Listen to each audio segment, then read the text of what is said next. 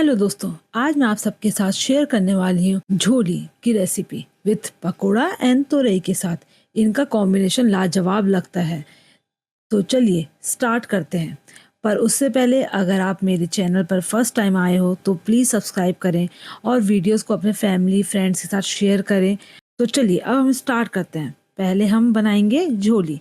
तो हमें झोली बनाने के लिए चाहिए थोड़ी सी अदरक बारीक कटी हुई, लहसुन थोड़ा सा 5-6 कली बारीक कटा हुआ, मिर्ची मैंने यहाँ मिर्ची 10-12 काटी है, आप अपने हिसाब से ऐड ऑन कर सकते हैं बारीक कटा हुआ। प्याज मैंने यहाँ 2 प्याज काटे हैं, आप अपने हिसाब से प्याज ऐड ऑन कीजिए और उसको आपको ऐसे लंबे लंबे काट लेने हैं या फिर आप बारीक कटा हुआ भी डाल सकते हो, ये आप पे डिपेंड है। और सबसे इम्पॉर्टेंट होता है कड़ी पत्ता। मैंने यहाँ 2-3 लीव्स लिए हैं। इसके बाद मैंने क्या किया, और झोली में के सब दोस्तों हमें सबसे इम्पॉर्टेंट होता है दही। अब यहाँ पे मैं यूज़ कर रही हूँ दही, बट बहुत लोग मट्ठा से भी बनाते हैं, तो आपको कुछ नहीं करना। अगर आप मट्ठा से बना रहे हो तो दही के बदले आप मट्ठा यूज़ कर लेना, दोनों सेम फ्लेवर होगा और सेम टेस्ट होगा। मैंने यहाँ पे आधा किलो दही लिया है, क्योंकि मैं यहाँ 4 लोगों के लिए बना रही हूँ, तो मैंने आधा किलो दही लिया है। आप अपने हिसाब से कम ज़्यादा कर सकते हैं। मैंने आधा किलो दही लिया, उसको मैंने एक बर्तन में खाली कर लिया। उसके बाद फिर मैं उसमें बेसन डाल रही हूँ। दोस्तों आपको बेसन का कंटेंट बिल्कुल सही रखना है। अगर आप ज़्यादा बेसन डाल दोगे तो बहुत ज़्यादा मोटा हो जाएगा, मतलब थिक हो जाएगा, फिर आपको खाने में दिक्कत होगी। तो आपको बेसन 3 या 4 चम्मच से ऊपर नहीं डालना है। देखिए 500 ग्राम है मेरा, इसलिए मैंने 4 से 5 चम्मच से ऊपर मत जाइएगा। अगर आपका 1 केजी है तो आप 7-8 चम्मच से ऊपर मत जाइएगा। जैसे मैंने यहाँ पे डाल दिया है बेसन, अब मैं इन दोनों को आपस में मिक्स कर रही हूँ। ठीक है, अब इन दो को मिक्स किया। अब जब मिक्स आप करोगे ना तो आपको लगेगा कि मेरे को थोड़ा और बेसन डालना है या नहीं डालना। अगर आपको लगे तभी आप बेसन एक्स्ट्रा डालिएगा, नहीं तो 5 चम्मच बेसन बहुत है आधा किलो में। ठीक है, अब हम क्या करेंगे, इसको हम पूरा मिक्स कर दिया, अब हम इसको साइड रख देंगे। अब हम करेंगे स्टार्ट झोली बनाना। देखिए दोस्तों, यहाँ पे रेस्टिंग टाइम ऐसा कुछ नहीं होता है, तो आप इमीडिएट बना बना के डाल सकते हैं। तो अब दोस्तों, अब हमने कढ़ाई चढ़ाई, कढ़ाई में थोड़ा सा तेल डालेंगे। तेल गर्म होने के बाद हम डालेंगे थोड़ा सा अजवाइन, उसके बाद थोड़ा सा जीरा, और हम डालेंगे थोड़ा सा जम्बू गद्रियानी। देखिए जम्बू गद्रियानी ये उत्तराखंड का मसाला है, तो इसको डाल के ना टेस्ट बहुत अच्छा हो जाता है। आप एक बार इसको ज़रूर डाल के ट्राई कीजिएगा और फिर मुझे बताइएगा आपको कैसा लगा। तो चलिए आगे स्टार्ट करते हैं। तो इन सबको मैंने छौंकने के रख दिया है। उसके बाद मैं कड़ी पत्ता डाल रही हूँ। कड़ी पत्ता डालने के बाद मैं लहसुन, अदरक, मिर्ची और प्याज, ये सारा जो मैंने काट के रखा था उन सबको एक साथ डाल दिया और फिर हम इसको भूनेंगे। हमें इसको भूनना है प्याज के ब्राउन फ्राई होने तक। ठीक है, तो देखिए दोस्तों, हमारा यहाँ पे प्याज ब्राउन फ्राई हो गया है। अब हम क्या करेंगे, जो हमने बेसन का मसाला साइड बना के रखा था हम उसको इसमें डाल देंगे और इसमें डाल के फिर हम पानी डाल रहे हैं। दोस्तों यहाँ मैं पानी अपने हिसाब से डाल रही हूँ। आप आधा गिलास आप 1 गिलास पानी डाल दीजिएगा। मैंने स्टार्टिंग में 1 गिलास पानी डाला है। फिर उसको मैं देख रही हूँ कितना पतला हो रहा है कितना मोटा हो रहा है। तो आइडली हमें इसको 15 मिनट उबालना होता है ताकि बेसन अच्छे से पक जाए और गले में ना लगे करके, तो इसलिए हमें पानी उस हिसाब से उसका कंटेंट रखना होता है। तो मैं पहले थोड़ा पानी डाला, उसको चला के देखा, जब मुझे लगा कि मुझे और पानी डालना तो मैं इसलिए आप 1-1.5 गिलास पानी डालना होगा पकने के लिए, क्योंकि 15 मिनट जैसा पकने को होता है इसका। अब हम डाल रहे हैं मसाले। मसाले मैंने डाला हल्दी, लाल मिर्च थोड़ी सी, आधा चम्मच हल्दी, आधा चम्मच लाल मिर्च, 1 चम्मच जीरा, 1 चम्मच धनिया, एक और थोड़ा सा मैंने हींग पाउडर डाला। दोस्तों ये सबको डाल के हम अच्छे से मिक्स कर लेंगे और हम डालेंगे 1 चम्मच नमक। अब इसके जब हमने ये कर लिया, अब हम इसके ऊपर बारीक कटा हुआ टमाटर, मैंने यहाँ पे 2 टमाटर लिए हैं जिसको मैंने बारीक काट लिया है। ठीक है, ये हम ऊपर से डालेंगे।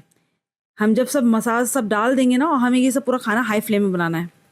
अब हम ऊपर से 2 बारीक कटे टमाटर डालेंगे, इसको हमें ऊपर से डालना है। और हमने डाल के हमने अपने हिसाब से पानी और डाला, कितना डालना है। अब आपको ज़्यादा पानी पतला भी नहीं करना है, ज़्यादा थिक भी नहीं करना है, इतना ध्यान रखिएगा। और उसमें डाल के हम इसको तेज आंच में ढक के छोड़ देंगे पकने के लिए 15 मिनट, और हम इसको बीच बीच में चला के देखेंगे। ठीक है दोस्तों, तो देखिए दोस्तों, मैंने जैसे बीच में खोला तो ये देखिए ऐसे उबाल आ रहा है और ऐसे पूरा उबाल आ रहा है, ऐसे ही होगा, ऐसे ही होना चाहिए। और इसमें आप जब चला के देखो तो आपको समझ में आएगा कि आपका झोली पक रहा हो, थोड़ी ग्रेवी थिक होने लगेगी।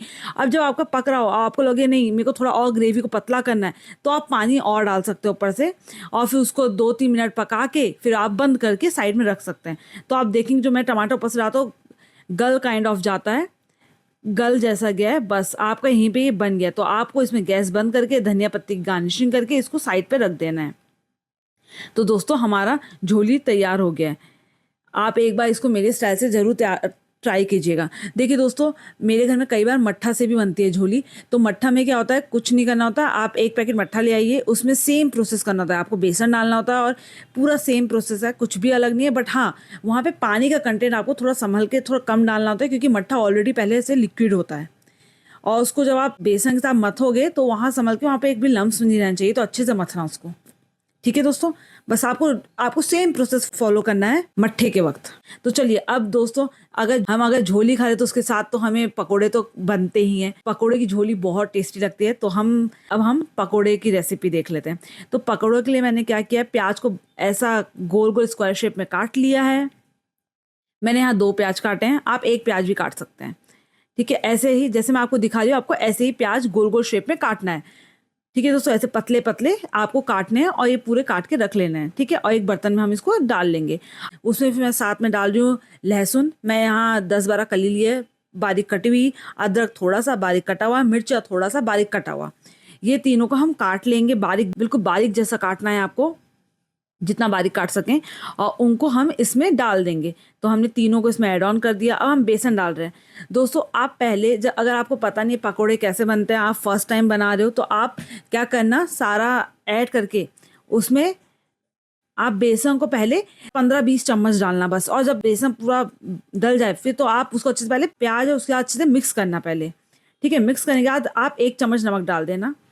नमक आप स्वाद अनुसार डालना। ठीक है, अब जैसे देखोगे आप, तो मैंने प्याज और उसको अच्छे से मिक्स कर लिया है। अब मैं यहाँ पानी डाल रही हूँ। पानी आपको थोड़ा थोड़ा करके डालना है, ताकि आपका बेसन ज़्यादा गीला भी ना हो और आपको क्वांटिटी समझ में आए कि कितना डल रहा है। तो मैंने थोड़ा थोड़ा करके पानी डालना शुरू किया और बेसन को मर्ज किया। अब आप देखोगे जब मैंने मिक्स करना स्टार्ट किया तो मेरे को समझ में आ गया कि यहाँ प्याज ज़्यादा दिख रहा है, बेसन की क्वांटिटी कम लग रही है। तब मैंने फिर और बेसन ऐड ऑन किया, फिर उसको मर्ज किया, फिर पानी की ज़रूरत थी तो और पानी डाला, और फिर ऐसे फिर और बेसन डाला। तो ऐसे करके मैंने बेसन और प्याज को ऐसे बना लिया। अगर आप देखोगे तो मेरा बेसन और प्याज बिल्कुल सही बना। आपको बेसन पूरा बेसन ही नहीं भर देना है और ना ही ज़्यादा पूरा प्याज कर देना है, बिल्कुल क्वांटिटी बराबर रखनी है। तो आप देखोगे तो हम मेरे सारे प्याज बेसन से लगे हुए हैं और बेसन का क्वांटिटी सही है, ज़्यादा भी आपको बेसन नहीं करना है। तो हमारे ये बन गया, हम इसको साइड रख देंगे। दोस्तों यहाँ पे आप चाहो तो नींबू भी डाल सकते हो, आधा चम्मच नींबू का रस डाल सकते हो चाहो तो, वैसे ऑप्शनल है, मैं तो नहीं डालती हूँ, बट आप चाहो तो डाल सकते हो। अब हम क्या करेंगे, हम तेल गरम करेंगे। आपका तेल बिल्कुल हाई फ्लेम होना चाहिए और बिल्कुल गरम होना चाहिए, मतलब उससे पूरा फ्लेम पर धुआं उठ रहा हो, तब आपको पकौड़े डालने स्टार्ट करने हैं। तो देखिए मेरे यहाँ तेल से पूरा धुआं उठ रहा है। अब मैं पकौड़े डालना स्टार्ट करूँगी। दोस्तों पकौड़े डालने से पहले आपको एक बार उसको फिर से फेंट लेना है, मसालों को, प्याज और बेसन को। अब हम पकौड़े डालना स्टार्ट करें, आप थोड़ा थोड़ा ले लेके पकौड़े डालना स्टार्ट करेंगे। तो देखिए दोस्तों, मैंने पकोड़े वैसे डाल दिए और तब तक आपको डालते के साथ ही आपको पकोड़ों को पलटना नहीं है, आप कुछ देर उसको छोड़ दीजिए। तब तक आपने तेज आंच में रहने दीजिए और अपने पकोड़े डालते रहिए। तो क्या कहते हैं, नीचे से पकना शुरू हो जाता है। तो जब आपका हो जाएगा तो आप फिर देखोगे तो ब्राउन ब्राउन होने लगे तो आप उसको पलट देना। अगर आपका तेल पहले से गर्म है तो आपका पकोड़े 2 मिनट में रेडी हो जाएंगे। तो आप एक बार पलटना, देखना पक गया है, एक बार और पलटोगे पक जाएगा बस। उसका मैंने 1 मिनट में बाहर निकाल दिया। आपको तेल को फ्लेम बिल्कुल कम नहीं करना है, हाई फ्लेम में बनाना है इसको। ठीक है दोस्तों, मैं फिर से दूसरा टर्न डाल रही हूँ पकने के लिए। फिर मैं उसको थोड़ी देर छोड़ रही हूँ, ब्राउन होने दे रही हूँ, फिर पलट रही हूँ। ऐसे करके आपको पता चलेगा आपका पकौड़ा तैयार हो गया है और मैं उसको खाली कर लिया। अब देखिए दोस्तों, मैं आपको दिखा रही हूँ, देखिए पूरा पक गया है, कहीं से भी कच्चा नहीं है, पूरे अच्छे से प्याज और बेसन अच्छे से आपस में लगे हुए हैं और कहीं से भी मेरा प्याज कच्चा नहीं है, पूरा पका है, ना बेसन कच्चा है। ठीक है, अब हम इसको साइड प्लेट में रख लेंगे और फिर हम जो झोली थी ना दोस्तों, हम उसमें इसको पकौड़ों को डाल के मिक्स करेंगे और साइड में छोड़ देंगे।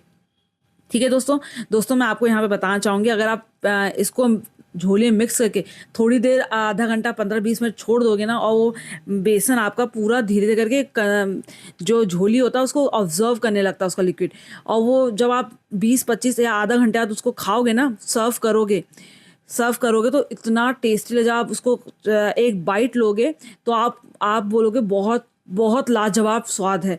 प्याज का झोली प्लस पकोड़े बहुत लाजवाब स्वाद होते हैं। और बट आप उसको, अगर आपके पास टाइम हो तो आप उसको आधा 1 घंटा छोड़ देना, वो पूरा लिक्विड ऑब्जर्व करेगा झोली का, और उसके बाद तो बहुत टेस्टी लगता है। मैं हमेशा ऐसे ही खाती हूँ, आप भी ज़रूर ऐसी मेरी तरह ट्राई कीजिएगा।